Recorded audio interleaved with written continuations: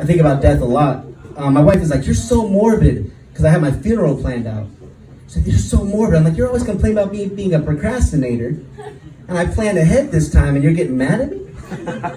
Well, let's talk about my funeral. So like I tell her, I'm like, we're gonna have balloons, we're gonna have like disco balls, we're gonna have like a party going on. And then when people drive to my funeral, they're gonna listen to Another One Bites the Dust on the radio, right? Just because I want them to kind of have a little bit of laughter while they're going.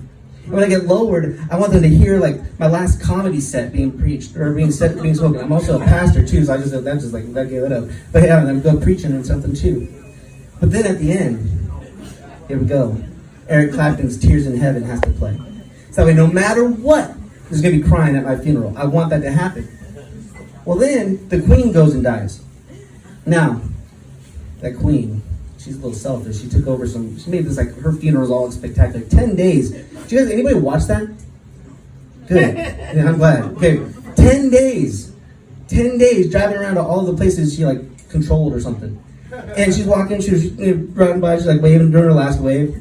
I just imagine her hand being out of her casket, like animatronic, like the queen doing this thing, right? I'm just imagining that. And I'm like, dude, she went around 10 days all over hangouts. That's pretty sweet. So I said, I want to add that into my funeral. So I want my wife to drive me around in my casket to all of my hangouts. I want her to take me drive through McDonald's, drive through a Burger King, drive through a Wendy's. Basically, I want people to know why I'm in my casket. That's ultimately my goal.